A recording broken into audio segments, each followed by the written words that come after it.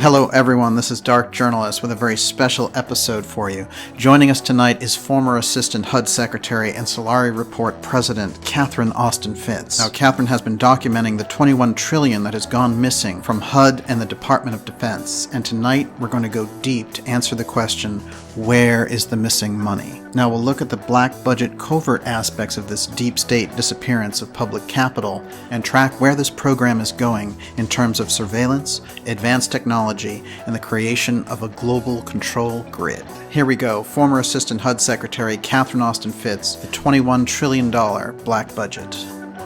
I could say, Catherine, it's great to see you. It's great to see you.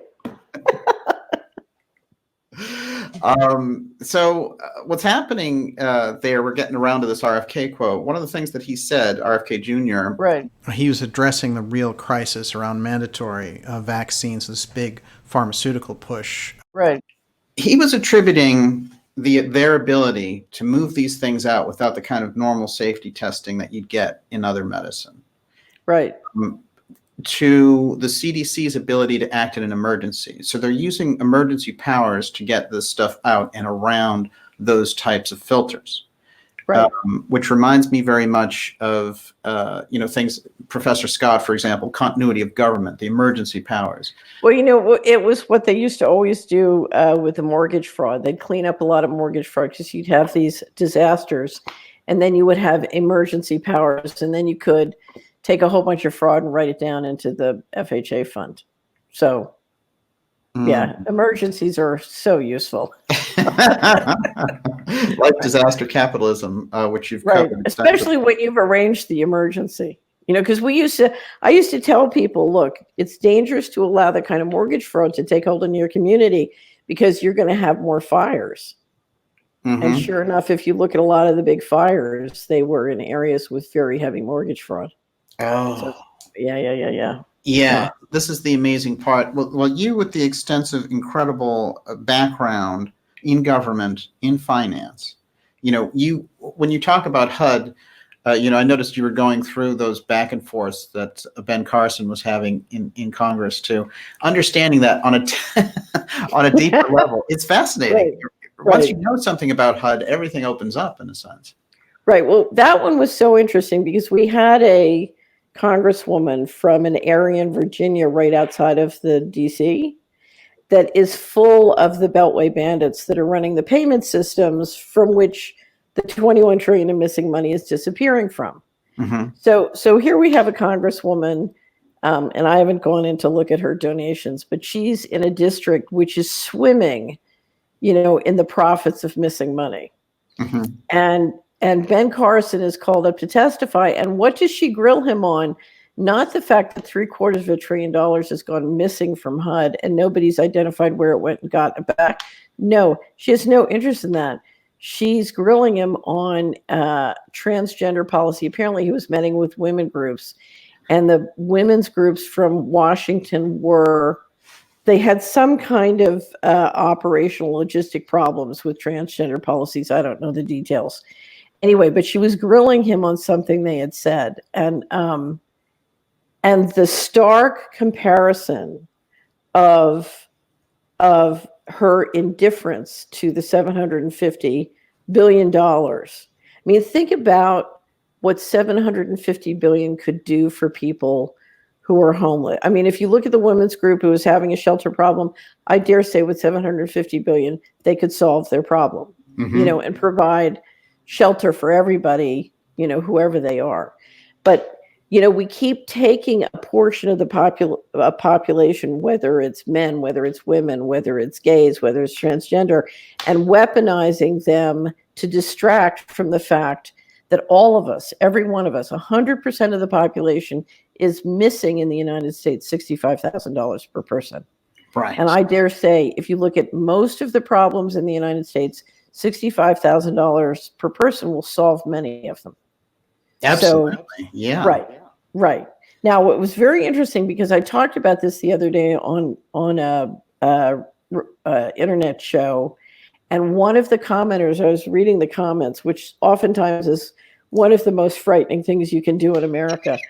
And this one woman said, I used to respect Catherine Austin Fitz, but I her indifference to the tragedies of transgender people, is evidenced by the story I just told, is just, and she's deeply unfair to the Congresswoman. She needs to prove that she hasn't done anything about the $700 billion.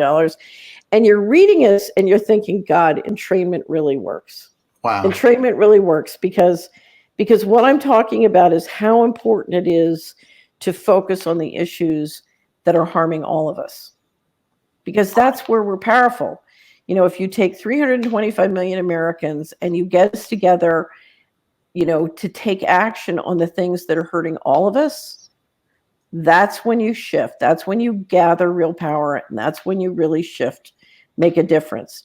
If you weaponize, take 325 million people, we have 1,000 issues. If we all get worked up and weaponized on our 1,000 issues one at a time, we go nowhere. We dead end and we never touch the power line. Right. So, and I can take every one of those 1,000 issues and say it's important, and I can understand why you care about it. But I used to have this debate with one of my relatives who would say, oh dear, the missing money is your issue. That's not my issue. My issue is peace. And she was a big Quaker. I used to say to her, don't you understand, if I can steal $21 trillion, then I control whether there is peace or war. Right. I control your issue, and I control the issue of every person in America. It's about the government. It comes back to what you and I have talked about many times, which is the governance system. Who controls? And I assure you, if I can print fiat currency and then use that to steal, among other things, 21 trillion, I control. That's how it is. Well, and you've made a point too that this level of money that is disappearing, that you've documented over 2 decades, 21 trillion being something that with Professor Mark Skidmore you could prove was missing from HUD and Right. DoD. You actually extrapolated out to a much bigger figure, but you make Right. the point that that's not the kind of money to just kind of hide away in Swiss banks and enjoy a life of luxury. It's something very different. Right. This has nothing to do with personal greed. This is what we're saying is that the Constitution and the financial management laws and regulations dictate a framework of how governmental monies and taxpayer money are supposed to be run in the United States. What we're talking about is, in fact, the real framework is radically different. Now, I should also say the 21 trillion could be revenues too. So, I really believe somewhere deep down in the bowels of the Army, there's a guy like Radar who's worked so hard to launder in the oil profits from Iraq so that we could pay Social Security, disability. And every time he hears me talk about this, he feels really hurt because he's worked really hard to make sure those revenues get back in to support the budget. And I'm implying that he's stealing. So so we need to remember we have a global army. And what is a global army? Global army collects up booty and money to send back to Empire Central. So some of this 21 trillion could be revenues being laundered in. I want to talk about this 21 trillion and your 2 latest reports, and the 21 trillion that's missing, and how you've really tracked this over 2 decades. One thing I want to do, kind of a macrocosm microcosm thing. I want to take a microcosm story, which was a snapshot of where we are and what you think it means in relation to that big pie of missing money. It was this story that the Trump administration was going to boot off the rolls of food stamps 750,000 people. Right. This is an interesting story to me because you've warned that this is where it's going, that these big mega cuts are coming in. Right. And certainly there's pork in government. I understand aspects of that. But I think in the larger sense, you were saying, the missing trillions and understanding the money that's missing will give us something better when those chops, when they put that kind of stuff on the chopping block, we'll be able to say, but what about that 20 trillion that's missing when they're screaming, oh, we have no money to support these programs anymore. What this reminds me of, I have a great ally, Rob Kirby, and he and I, many years ago, had got into a huge fight because he wanted to focus on derivatives being the number one financial problem. And I was focused on helping someone get our state legislatures in Tennessee to give farmers a waiver so they could slaughter 20,000 chickens on their farm. And he kept saying, derivatives are much more important than chickens. And I kept saying, no, chickens.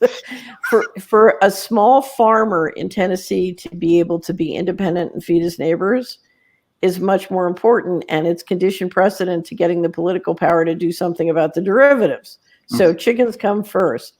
Anyway, one of the things, I live in Tennessee, as you know, and one of the things you'll notice about Tennessee is wherever you go, Tennessee is a state with amazing farmland. So when I first got there, I used to just be stunned at how it would rain and these rainbows would come out of the ground. But things just grow fantastically.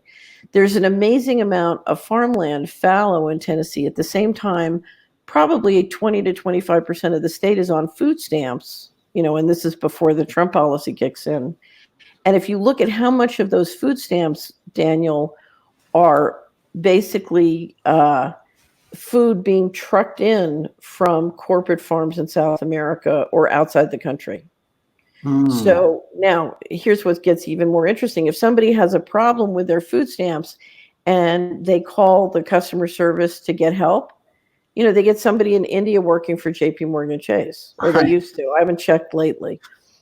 So you have, what you've created is, through the federal government, you've created this food system. So instead of people growing food and then selling it to their neighbors, they're getting food stamps from the federal government. They're going down to Walmart. They're buying food that's being trucked in from thousands of miles away. I mean, if you care about climate change, it makes no sense whatsoever. And what's interesting is, if you look at the economics of a lot of the local farms, they weren't put out of business by the fact that there's no demand for their products. They were put out by regulation, food safety rules that make it impossible for you to do something locally. So we've used the federal budget and federal subsidies and federal regulations and state regulations to centralize control of the food system. And it's scary, because if you look at how many farms are going bankrupt this year, it's an extraordinary number, or shutting down or going out of business. So the small farms are imploding. You have more and more centralization of the food system. And now what the Trump administration is saying is, I'm sure this is driven by two things. One is, because of the trade deficit, the more you have to import food for the food stamps, the more pressure it puts on the trade deficit. But the other thing is, you want as much food as possible to export, right? Because that's how you're going to defend your, so you want to import less and you want to export more, and that puts extraordinary pressure on food. And one of the reasons I say in America the real rate of inflation is 8 to 14% on household goods is, if you look at what it costs to buy good quality food, the prices just keep going up, up, up. And I think what is happening with the food stamp is an indication of where this is all going. So if you're listening to this, you need to really think, we used to make bumper stickers. Who's your farmer? Who's your banker? Where's your money? Right. But to me, the number one thing, when I was an investment advisor, what I used to say to people is, why do you have money in a brokerage account if you have not arranged for and made the investments necessary to make sure you have a proper source of high quality food?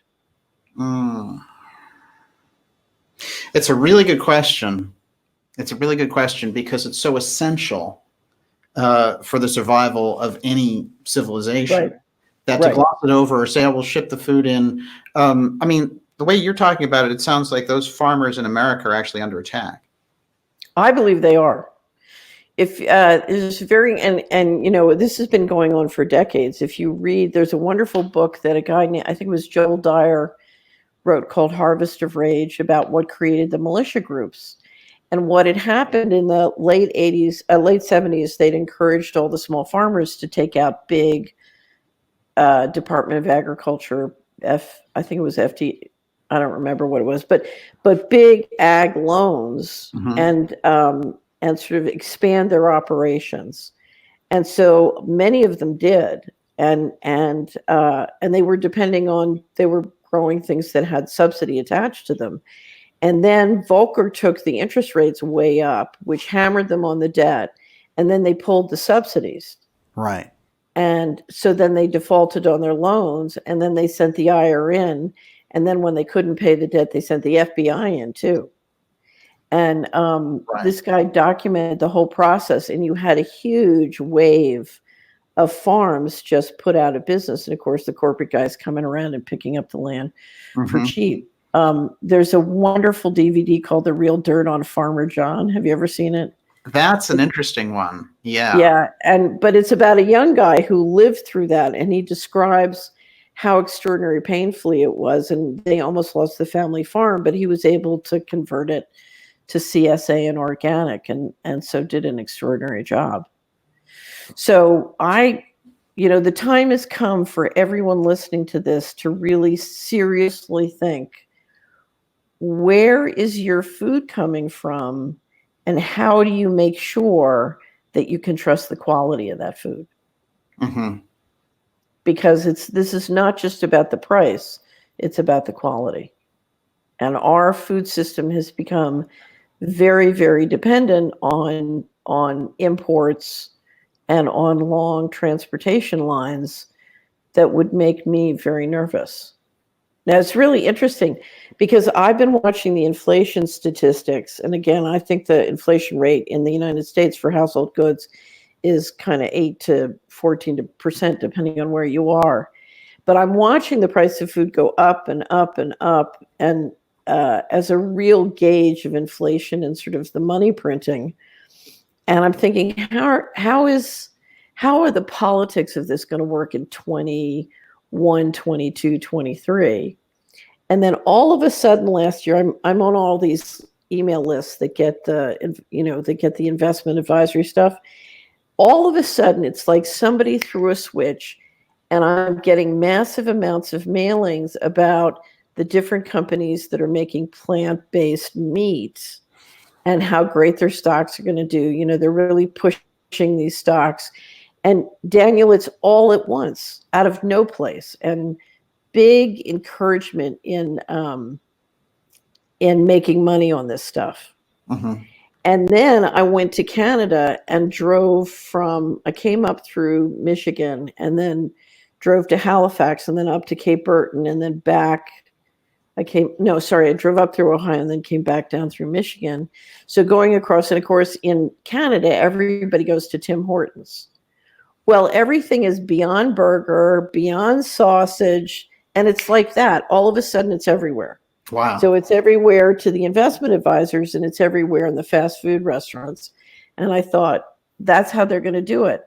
There was a professor at Berkeley who came out and said, basically all this stuff is, the same ingredients as dog food. But whatever it is, this is their way of jumping the curve. This is their way of jumping the curve on inflation.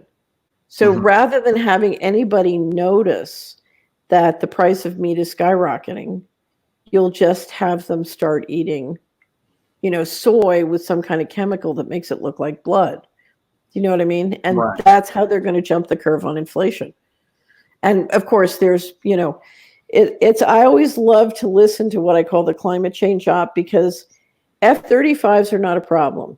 Nuclear testing is not a problem. Upper atmosphere nuclear testing is not a problem. Depleted uranium is not a problem.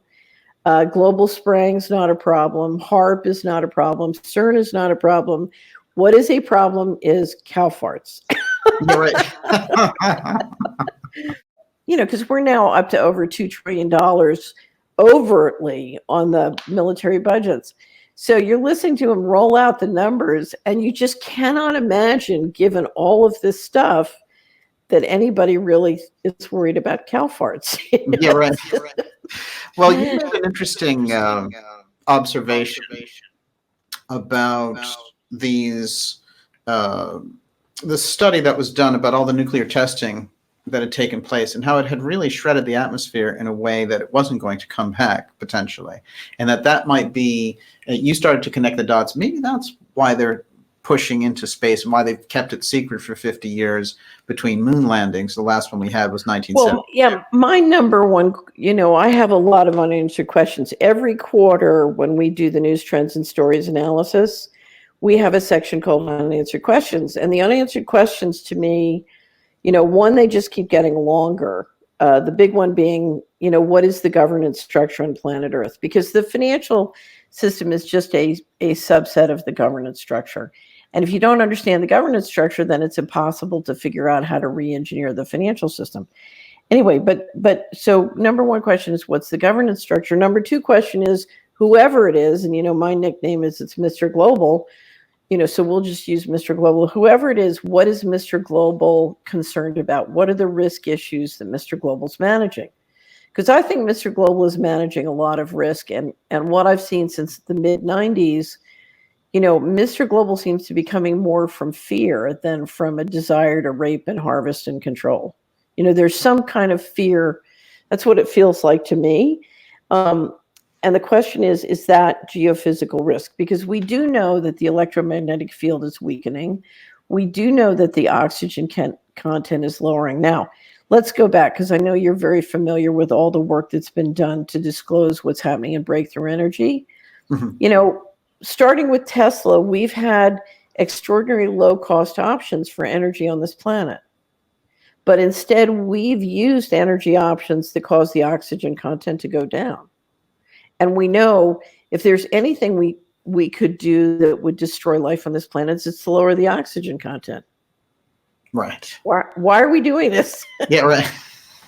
Why are we doing this? There's, and I, money is used as an incentive system and a management technique and a control technique. But I assure you, we're not doing it because it makes money. That's not. There's a strategic issue as to why we're doing what we're doing, and to me, I don't know. But as you know, I believe the reason they globalized so quickly in the 90s was because they wanted to build a multiplanetary civilization, and you needed India and China and Asia and all the Asian engineering capacity to do that. Mm-hmm. So I believe they were in a rush to build a multiplanetary civilization. Now, if I was in Mr. Global shoes, I'd be in a rush to build a multiplanetary civilization as well, because you never want to bet the ranch on one planet. Diversification, diversification, diversification. So for the human species to bet the ranch on one planet doesn't make any sense. Well, you've done more, absolutely. And you've done more on the space economy, which I don't think people understand because it's so... It's so funny. Our first big push on the space economy was we wrapped it up in 2015 wrap up. Uh-huh. It was called Space Here We Go. Remember, you had a little businessman in a spaceship with his tie flying out. He's going to space. So that was 2015. And then we did, in the first quarter of 2017, a big push on the space-based economy. Mm-hmm. And each time we did it, I can't tell you how much feedback I got that this was like very out there. Right. This was very, and I thought, this whole planet is being controlled from space. Yes. All the most powerful weaponry is in space. I mean, we globalized investment when the satellite system went up. Mm-hmm. We're trying to run everything globally through the satellites and the smartphones and the cell tower. If you look at the action, we're going from a world when the United States became the reserve currency. So World War II, let's go back. 1870, the U.S. economy surpasses England as the biggest economy. So the U.S. becomes dominant economically, but it's not until World War I that the dollar starts to trade equivalent as a reserve currency with sterling. Then the Depression hits. It's probably MI6 trying to make sterling was in charge. And then finally World War II. So we share reserve currency with the sterling from World War I to World War II. Then World War II, the dollar becomes dominant. Okay. That whole world was a world of sea empires. What did the UK and the United States have in common? They had control of the sea lanes. And it wasn't until the GPS global satellites went up at the end of the 70s or in the 70s. And now, we were dominant with the only global system until the Europeans just got theirs and the Chinese are working on theirs. But we are now then moving from a naval empire to a land empire. And that's what the whole BRIC, Silken Road thing is about. But it's made possible by the fact that now control of the planet is not just the sea lanes, it's the satellites. Yes. And that's without getting into a question of what about that $150 trillion floating around out there that nobody can explain or will explain. Yeah, So, well, we talk about secret space program, but it's a secret space economy. right. Well, I'll never forget. I don't know if you remember when CBS got suppressed on the sarin gas story. Yes. You remember that? It was in the Yes. 90s. And I remember talking to the producer who'd gotten fired. He's a very capable producer, and the whole story had been run through the general counsel's office. It was vetted 100%. And then they cut the story and, did a mea culpa and killed the whole thing. And the producer got fired. And I said to her, what happened? And she said, our feed depends on the satellites and they're controlled by DOD. And if DOD does not want the story, if the feds don't want the story, they control our satellites and our feed. So if you're a financial firm or you're a media firm, you're dependent on whether it's the sea cables going underneath the sea or the satellites above. You're dependent on those two feeds and the military controls.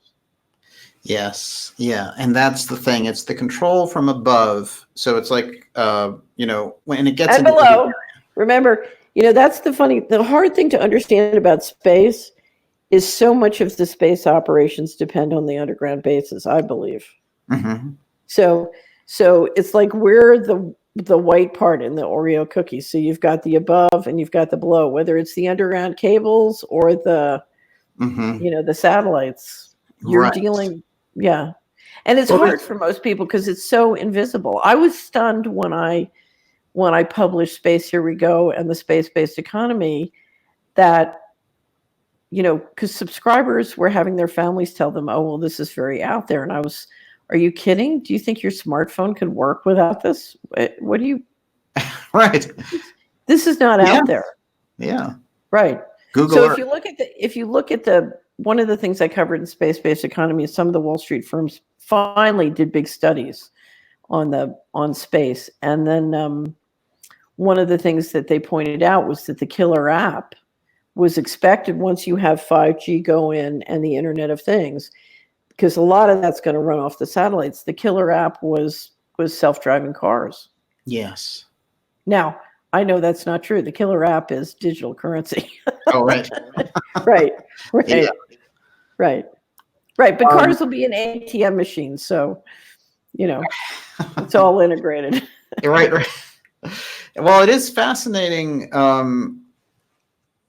As we go into 2020, then looking at this, is space on the table? Does that something that gets into that conversation when everyone comes out and deals? Well, here's the you're seeing a lot of headlines now that are coming in. So we're getting a lot more coverage in space on space. But two things you're seeing is major competition between Asia and the G7 over the moon and who's going to develop the moon, who's going to control the moon. So I'm sure you saw the headline about China announcing a $10 trillion economic development zone on the moon. Right. and on the dark side of the moon. Right. So one, you're seeing incredible economic development competition in and around the moon. So that's number one. Number two, you're seeing the governmental budgets increase enormously. I just saw a headline, I forget how much, but the EU space budget jumped enormously. And of course, part of the problem on Brexit is how is the UK going to come out of the, sort of renegotiation their position, because their space program is intertwined with the European. So you're watching very, very big budget increases on space. At the same time, 750,000 people may be thrown off of food stamps. Wow. And so people are starting, I always said the reason for the financial coup d'etat was they wanted to make sure that instead of paying for nursing homes, they could put the money in space. Wow. Yes. And now, I think now with the way the headlines are veering, it's becoming more and more obvious that's the case. Because think about it, the pension funds are being emptied out by low interest rate bonds that are financing these budgets. So, if I'm getting 0%, if I'm getting -2 to 2% on the bond that's financing a sovereign government who's pouring this money into space, that is a current transfer from your pension funds subsidizing the sovereign governments doing that. And So, is it in plain sight, or is it utilizing secrecy so that people can't get at that information? some of it's in plain sight. I think a lot of it's secret. When a congresswoman from Virginia is interested in the bathroom policy of a shelter in Washington, but is not interested in $750 million missing from HUD. Yeah, right. Selective Right. censorship there. Well, the time has come. This is my speech. The time has come to integrate how the money works, whether it's how the money works in your neighborhood, whether it's how the money works on the vaccine issue, whether it's how the money works on the missing money in government. All these things are connected. And Right. so I was trained as an investment banker, and I was trained my whole life to integrate how the money, the first thing I do when I look at a company or I look at a neighborhood is, how does the money work here? Yeah. So we have a great Solari report called Mapping Your Local Ecosystem to help people learn how to do that. Mm-hmm. But what I find is most people have been trained to not integrate and look at how the money works. It's always been, I was just having a back and forth with a wonderful, really marvelous person who's done so much and been so courageous and fearless on vaccines. And I said to them, you've got to integrate the money piece. You keep telling me you don't care. I mean, I can take any family with a severely injured vaccine child, and I can literally say, okay, you're donating money to a university that is investing in the company that made the vaccine that did this. You are donating to a church whose endowment is investing in the stock of the company who did this. You have a pension fund. Your pension fund trustees and the money managers are investing in that stock. You have a 401k and an IRA, and you're investing in mutual funds that are investing in that stock. And all that money pouring into all that stocks is generating the capital gains that pay the law firms and that generate the political contributions that make this whole system go. Because they pass mandates and laws that increase profits, that generates capital gains, that generates money for the law firms and the campaign contributions. It's around and around we go. That's why when I wrote my online book, Dylan Reed and the Aristocracy of Stock Profits, was to show people that was on private prisons, but how the game works. So you have this negative loop between the politicians, the law firms, the lobbyists, and the corporations, where they're all working to generate capital gains, and they don't care, relatively, whether or not it builds up the real health and well-being of the population and the real economy. We've seen the regular economy's assets stripped basically to pump up the stock market, and that's why for many years I called it the popsicle index. So the popsicle index was a quality sort of an indicator of the well-being of a place, Right. and the people and the animals and the living things in a place. So call it the people in the environment. And so we are doing things that destroy people in the environment, but it makes the stock market go up. And you've got to connect the dots, because the real solution is to change the model to, instead of having a win-lose relationship between the stock market and the popsicle index, you want to have a win-win, so that the corporations can make money by doing things that make people healthier and make places more wonderful. So you have to connect the dots with the financial system, or we're never going to make progress on any of these issues. Well, it's interesting because that's the real money map that we need. You'll find that there'll be advertiser boycotts if so-and-so says something off color on a show, and you have all this action. But around this, it's just this vacant thing. Well, it's really funny because I call it the shriekometer, the media, the shriekometer. The shriekometer has been very clever at doing this. Mm-hmm. So, for example, you have, I don't know much about it, but say 5 or 10 years ago, you had a boycott movement started vis-a-vis Israel and their policies vis-a-vis the Palestinians. And so suddenly you're watching laws being passed all over the country saying you're not allowed to boycott money. And so when, for example, you had the flooding in Houston, everybody had to come in who got disaster. We're back to disaster recovery money. You had to sign saying you would never boycott Israel. Well, what does that have to do with rebuilding your home from a flood in Houston? You know? And, but they're very clever at either using this. So let me give you a perfect example. This is my favorite example because I have to say, you're from Massachusetts. Yes. Elizabeth Warren is the poster child for most of what's wrong in this country. It's unbelievable. So I never get tired of pointing this out. So in the first week of October in 2018, while everyone is totally focused on the sex lives of the Supreme Court nominee, we see the Federal Accounting Standards Advisory Board policy statement 56 taking the entire U.S. government finances dark. And what do you call it? It's FASB 56. FASB 56. Right. So it's sometimes called Statement 56. FASB is the Federal Accounting Standards Advisory Board. Right. So it's not FASB is FASB. Mm-hmm. That's the Financial Accounting Standards Board. This is the Federal Accounting Standards Advisory Board. Okay, so FASB Statement 56 is adopted for the federal government with the approval of the Office of Management and Budget and the GAO. So what does that mean? It means the full Congress, Democrat and Republican, everybody, and the White House, yes, President Trump, all agree that they're going to take the entire U.S. government financials dark. Right. So no audits, no ability to see. Oh, no, we'll have audits. Uh-huh. But you can exclude whatever you want from the audits, keep it secret, and not tell anybody what's excluded. Okay. So when you look at the audited statement, it's totally meaningless. I have no idea what it means, and not just for the 24 covered agencies, for 150 other corporate entities. And when you combine it with the classification laws, it includes all the big corporations and banks doing business with government. So now when you look at JP Morgan Chase's financials, they're meaningless.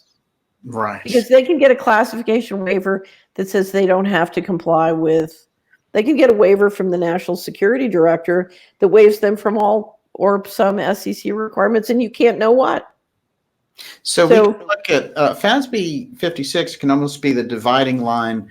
I mean, things were already murky enough on financials with the government anyway. But we can really look at that as a dividing line now where they're really taking that dark. And so this FASB 56. And so here's what you need to understand. On October 4th, if he had been my client, I could have told Jeffrey Epstein he was a dead man. Right. Why? Because you just went from having to do all these complicated, expensive money laundering to the low fee solution. Mm-hmm. This is like the ETFs of the black budget, mm-hmm. or the index funds of the black budget. You just said, okay, we can do whatever we want, whenever we want. We don't need all these money laundering operate. We don't need the Clinton Foundation. We don't need Epstein. We can just do whatever we want through government accounts. We can take it black. We can take it black. We don't need to be bothered with all this dysfunction. Now we can just do whatever we want. I mean, it's really, they're going to save a lot of money on fees. They got rid of the middleman there in Epstein's case. Okay. So let me get back to Elizabeth Warren. So this, we have now, let me stop for a second. Why, if the U.S. economy became the most powerful economy in the world in 1870, why did it take almost another century for it to become the reserve currency? Why did the sterling maintain its role until the end of World War II as the lead reserve currency in the world? Why? You know why? Because the Brits had the deepest, most liquid capital markets. London was the financial center of the world, and they had the big markets, the big liquidity. Okay, so now remember, what is one of our greatest powers is a reserve currency, not just that we're, one of, if not the biggest economy. We have the biggest, most liquid capital markets. What did FASB 56 do? FASB 56 just took 70 or 80% of our capital markets dark. You can't have liquid capital markets without transparency. You can't have a big liquid capital market that's black. You can't. Right. I don't think there's enough mind control in the world that can make that work. But okay, so while these guys are passing this thing to take our entire securities markets dark, what does Senator Warren do? The month before, in September, Senator Warren puts in a bill that says SEC should require significant non-financial disclosure on climate change. So don't worry that the financial disclosure that made our markets great is being destroyed. Let's just worry about making sure that these companies talk about climate change, right? So she passes a bill that will require, if you look at what it's going to require corporations in terms of cost and nightmare, she puts it in September. And then I think it was literally the day they adopted FASB 56. It's in our new wrap up on ESG. 5 of the largest investors in the country send a letter to the SEC saying that they want the SEC to adopt this. And so Senator Warren and 5 big investors, 5 of the top investors in the country, are basically creating a whiteout using climate change. Amazing. So they're using non-financial disclosure to white out the fact that we are destroying the financial disclosure that is necessary to have a competitive capital market. And it's so, the hubris and the hypocrisy of it are really beyond, I cannot find words to describe. You look at it and you think, wow, aliens must exist because Elizabeth Warren must be one of them. Well, she's working hand in glove with that system. Everyone, I'll remind you, you're watching the Dark Journalist Show. We're here with former Assistant Secretary of HUD, Catherine Austin Fitz, who is also the president of Solari. I want to revisit this assassinations thing real briefly. First, we had a series of bankers who showed up dead. And you were looking at a lot of those cases and saying they're deleting databases. Right. And then we had the holistic doctors showing up. One of them, Bradstreet, working around this area of cancer cures. Right.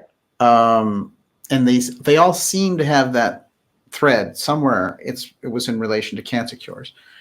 A lot of them showed up under very unusual circumstances. In his case, his hotel room wasn't ready. He picked up wine and hummus, and somewhere along the line between the store and his hotel room, he decided he was going to end his life and leave the gun on the rock after he shot himself and jump in the river. So when we look at that, we could see that pattern is working. Right. And there was, I don't know if you remember it, there was a pattern of molecular biologists as well. Yes. Yeah.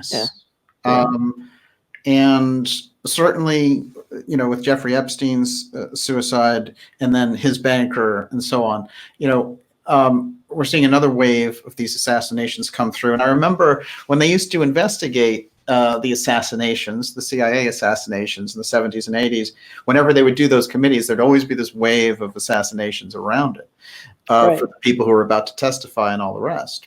Right. I always tell people, if there's a commission, don't talk to the commission. Hmm. You know, because the commission is really like when they did the Enron commission, I said, you know, they're trying to figure out how to shut it down. So you get everybody together, you go through a process, you get the information. Some people get killed. Some, you know, this building blows up, you have a fire here, but, you know, don't ever talk to the commission. Mm-hmm. Wow. But when you look at that, and I know I've spoken with some holistic doctors about that when it was happening with them, and it still is, but it was certainly Right. pronounced there a year and a half ago. But some of them were really watching from the sidelines, saying like, "What's going on?" and almost like they were in hiding, you know. And understanding, Well, it's hard. It's hard. so understanding these deeper principles around it. Right. It's what hard for people to understand how in the popular lexicon that is the disconnect there. Well, here's the disconnect. There's not an understanding of how central control works. Mm-hmm. So, for example, when you used to have soccer moms get together and try and back the drug dealing out of their neighborhood, they couldn't believe the ferocity of you know, they were having black budget helicopters come down on their head. Right. And they couldn't, you know, they kept saying, I'm not important. I'm too small. And what they didn't understand is, in a centralized system, you can't afford for any one neighborhood to get out. Mm-hmm. And so one person can threaten the model. In other words, there's a model, and the model is highly centralized. So the model in your county is the same model, and the central control can't afford, you know, if your model can be reduced by, you know, 5% across the whole planet, it's a lot of money. So the system is highly leveraged, and it's very fragile financially because of that leverage. And so people who think they're not important are very, very important. I remember I once said to somebody, they were talking about selling their company, and I said, you cannot say over the phone the amount you take. In other words, if I'm going to sell my company for 10 million and I say on the phone that I'm willing to take 10 million, that's all you're going to get. In other words, he was going to do sort of an auction process. And I said, you're going to destroy the auction process if you say on the phone how much, you know, that you would take 10 million. And sure enough, you know, he was willing to take he was willing to take X, and guess what happened? He said it on the phone, and of course, that's all he got. Wow. And he kept saying, but I'm too unimportant. I'm just a small businessman. Nobody cares about me. And that's because he doesn't understand how incredibly leveraged this thing is. And they don't miss a trick. They don't miss a dime. I think I told you the story. One of the reporters I was working with was interviewing a retired DEA agent who'd really gone to the top of DEA. And he said to her, he said, you know, all the wires batch and go through the New York Fed. They know where every penny is. So this is a system that doesn't miss a trick. Right. And they don't miss a penny. And you think you're not important, but you are. Mm-hmm. So. Wow, fascinating. So that would be applicable, say, in the case of mandatory vaccines. If somebody figures out how to get around that, they create a pattern. So that person will become a major target. Well, I wouldn't say it this way because, you know, I'll never forget. I had a great. Remember when they were trying to mandate the swine flu vaccine? Yes. I really believed that the swine flu vaccine was very dangerous.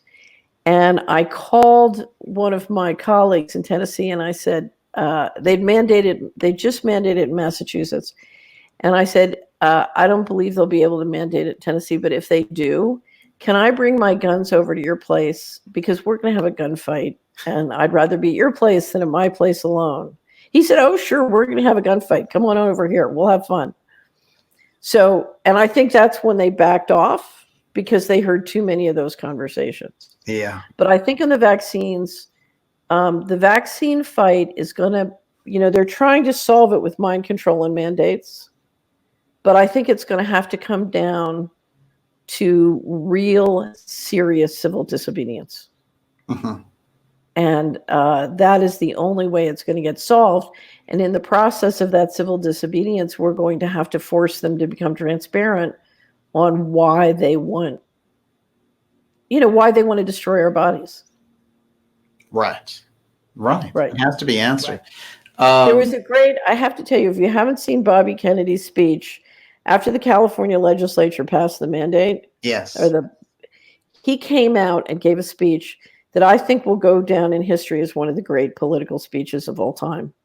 It was absolutely fantastic. Yes. We had just given his group a donate. We support them regularly with tiny donations and encourage others to. But we just given a donation. I called the bookkeeper. I said, "Give him another, whatever." And we had sent them a request. They have a list of sponsors, and we wanted to put Solari there as a, because I just think they do great work. But he came out, and one of the legislators had said to him, if you keep doing this, you won't have any friends. And that's one of the threats they use. Right. Shunning and isolation is a big threat. And anybody who's got impeccable establishment credentials like he does or I do, they get that threat a lot. We won't have anything to do. You won't be invited. You won't have any friends. They're very big on that. And he says this is in his speech. He says, I have a lot of friends. It's great. It is anyway, his kind of transparency on this and being a major figure coming out and exposing it. They've even used his own family members against him in places like Politico. You know something? I've had that done to me. That's one of the cheapest, meanest tricks. Yeah. And that was so cheap and so mean, and he didn't skip a beat. Yeah. He did a magnificent, Pelosi may not be able to get the impeachment done, but Kennedy can beat these tactics. He's very good. Well, it's in the background. What do you mean? Well, the Kennedys themselves have been able to take on this system in a variety of ways as a family over the years. Right. And I think that he's made it very difficult for them to turn on the shriekometer around this because he's got a lot of scientific facts on his side. Right. He's willing to do the work. Yes. Right. Absolutely. Right. I can't leave today without asking you the hypothetical about what would happen with your Missing Trillions campaign if it did go viral for 2020. If people understood that $65,000 per person and how it broke down to each individual for what's missing based on the work that you did with Professor Mark Skidmore, how would it change the tone of the conversation for the election in 2020? So here's how I think it would change it. One, I think it would be very unifying. So instead of getting divided and conquered into all these little groups bickering about their special problem or their special need, we would start to connect the dots to we share the same problem. Mm-hmm. We all have a problem that we have an invisible governance structure and it's harvesting us. There's a drain. So I think it could be very, very unifying to get people focused on the problems we share in common that are the big important problems. So that's number one. Number two, what I'm hoping is it puts the productive people back in the game, and back in the game in terms of, okay, how are we going to re-engineer money county by county and place by place so that we do make America great again? Because if you look at how the money's been managed, it's not been managed to do that. And this puts the money on the table, and I hope can get the productive people back in the game and say, wait a minute. If you look at all the things that can rebuild the gross county product here in this place, we're not using the money accordingly. And this gives us leverage within the system to start pushing back where it's important. So, and this, so often I hear we can't fund the pension funds because there's no money. We can't do we can't fix the water system in Flint because there's no money. That is total BS. Now, money, you can't just print money. This theory that you can print money and give everybody, $2,000 is crazy. Or, so you can't just print money, because if you look at where we are, we've got to come up with a model that makes the popsicle index and the Dow Jones friends. And you can't change that model unless you reverse the government investment one county at a time. It's a bottom-up re-engineering that has to happen. But we have to change the model, and it's not enough to help. If you look at a lot of the Democratic proposals, what they're saying is, to hell with the stock market. Let's just care about the popsicle index. Well, guess what? If the Dow Jones market or the Dow Jones index crashes and our cost of capital rises significantly in the global competition, there won't be resources to fix the popsicle index. Do you know what I mean? So you've got to go from a win-lose model. It's not a matter of switching the lose to the Dow Jones. It's a matter of coming up with a win-win model. So you've got to change the fundamental economic model. To do that, the productive people within a place have to lead the re-engineering of the government money locally. And that means we all have to connect the dots between how the money works and whatever your issue is, whether it's vaccines or the missing money or whatever. We're all going to we're going to deeply have to get into the money and our own hypocrisy about the money. It was really funny because when I was in Washington, everybody just wanted their check. And that's the red button story that I've told so many times. Nobody wants to push the red button. Everybody wants their check. Yes. So, I'll tell you something. What Putin was trying to say, whatever he said, was the world is tired of subsidizing the United States of America. So the world is tired of subsidizing, whether we're spending the money on spaceships or Social Security disability or food stamps. The world is tired of subsidizing us. Absolutely. And it's spaceships 2.0 because they've been around for 50 years. And now it's the new models. So it's really, now they're into the second tier. Well, I want to assert a $21 trillion common law right of offset and get shares for all of us in the spaceships, right? Exactly. Right. 100%. Incredible. Catherine, it's great to see you. And it's Solari.com. These two reports are phenomenal. The Real Game of Missing Money. It's a real thorough system. And just a quick word about what you do with the roundup, with the reports, where everyone can get that information. So we do a weekly interview, and I do a weekly money and markets commentary. So we have things going on every week, but there's lots of great stuff. Right. But as you know, we try to roll up our analysis of the news quarterly and annual wrap-ups. So one every quarter, and then a big one at the end of the year. And that is so very busy people understand the big trends. We do a big trend in every wrap up, and then we do the news trends and stories analysis. That's so that a really busy person, just if they can only read or listen to the quarterly and annual wrap ups, they're going to be the smartest person in the room, I think. That's my goal, that you're the smartest person in the room with relatively little of your time, because if you have to sort through the news yourself, it's a huge job. Yes. And unfortunately, a lot of the corporate media is limited to what they cover, or, it's just disinformation or propaganda. That's, yeah. Right. Well, that's why, if you had told me, I was trained my entire life to only talk to 20 or less people, and then only on the trading floor, in the boardroom, or, at the 21 Club. And the notion that I would talk to people about money beyond that I couldn't fathom. The first time I got on the radio show, I was like, I'm going to talk to 4 million people about how money works. Oh my God. But, the only reason I do what I do today is I had so many horrible experiences with corporate media. They're just criminals. That's my experience. They were engaged in helping the 1% centralized political and economic control. That was their job. So whether they were lying, whether they were distracting, I've told you my stories about the Washington Post and New York Times. I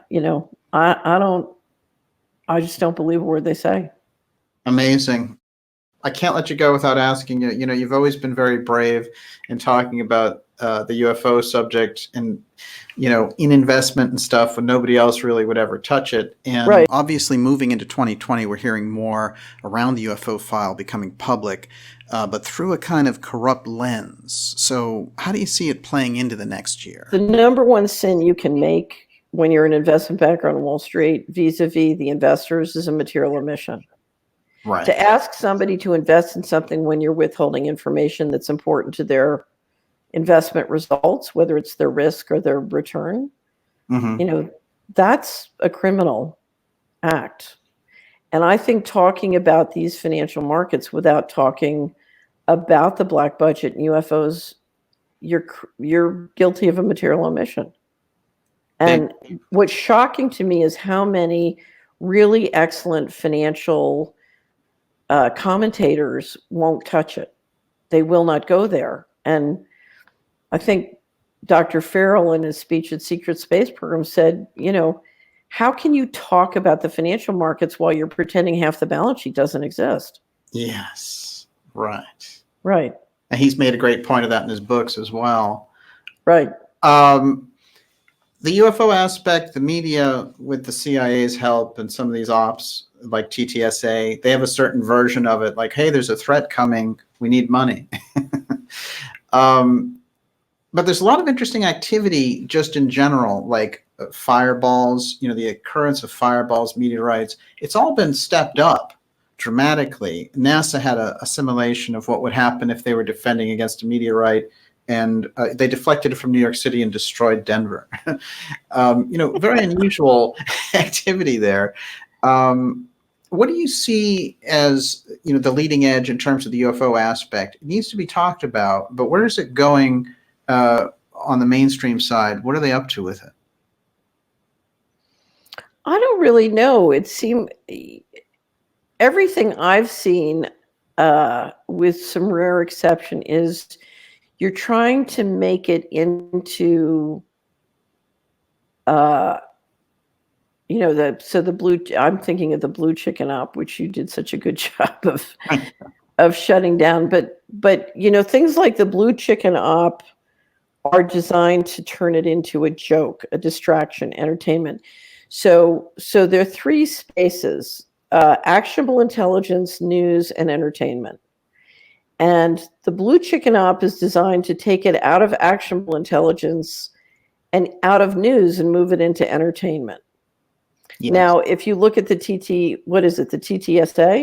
Yeah, To the Stars Academy. That's Tom DeLonge. Right. That's kind of moving it a little bit closer to news, but to keep it out of actionable intelligence. Right. So what my subscriber, if you come to Solari, what we say is actionable intelligence to live a free and inspired life. That's great. My goal is that you have a map of the world and an understanding that helps you navigate the world in a way that you use your time to accomplish what you want. So your time is not wasted and your money is, so nobody can steal your time and nobody can steal your money. So I estimate on my litigation with the federal government, I had to work 36,000 hours for free. Amazing. Okay. So that's stealing your time. Mm-hmm. So actionable intelligence gives you the intelligence you need so that you use your time and money to get to wherever it is you want to go. Okay. News is sort of, what's going on. Entertainment is, you have fun. Mm-hmm. So always the goal with the UFO is to move it to that entertainment space and to keep it out of the actionable intelligence space. Because if it's in the actionable intelligence space, then I can stop financing the things that are hurting me. Ideally, I can make money not financing the things that are hurting me. Right. It's a power equation. So you want to keep that knowledge from translating into something that people can use to improve their individual and personal power. Right. And I think that's what all this stuff is. It keeps it out of the actionable intelligence space. Well, it's amazing that you say that because DeLonge got into some hot water recently by saying, well, we never said we were a UFO research group. We're an entertainment consortium. There you go. There you go. Put it right out there. You could have said it. But it is interesting because, the blue chicken cult stuff, galactic ambassadors, I'm reincarnated. Well, here's the thing. The blue chicken cult, or I call it the blue chicken op. The blue chicken op had so threatened, it had become obvious and it was threatening the credibility. You were losing your op capacity there. Yes. And I think TTSA was a more credible, they had to move it to out of the crazy space and into the more credible space. Right. But they needed to keep it, they needed to make sure that the 21 trillion missing money and those stories didn't take hold. Yes. Because everybody could say, oh, well, yes, it's 21 trillion, but think of what they're protecting us from the space aliens, Right. So it's okay. Well, the marketing of the whiteout of the black budget is a 57 variety. It's like Heinz 57 varieties or Baskins and Robbins, whoever it is. You have this for this people and this for this people and this for this people and this for this people. And, there are all sorts of different variations to keep the general population away from the power lines. I call it the third rail. In a transit system, the third rail is where the electricity comes.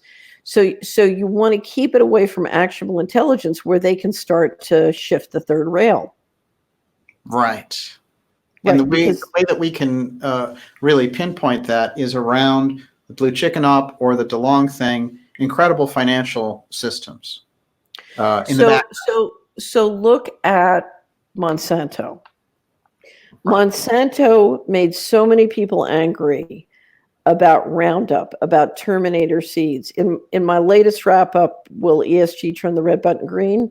I go into all the different things Monsanto did to make people angry, and then it hit a tipping point. And it translated into less sales, less purchases of stocks. Finally, they got taken over. Right. And now it's snowballed into litigation, which is really hammering the stock of the company that took it over. Catherine, just amazing information. Thank you.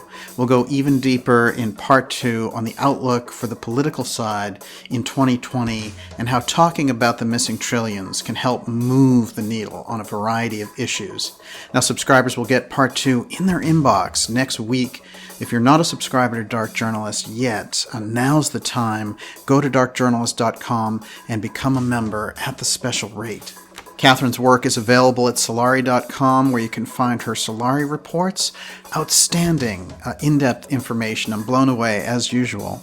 Now, hang in there for part 2, and remember to join us here every Friday night at 8 p.m. Eastern in 2020 for the X series. We have a lot of amazing things coming up for you, and you don't want to miss it. I also should mention Catherine's hashtag on Twitter is My212020. Let's give that some major action and get a conversation going. It's great to have everyone here tonight. Late breaking news, the Pentagon just confirmed that the founder of TTSA, Luis Elizondo, actually lied about leading the ATIP program. So we can see these stories and the factions are building up.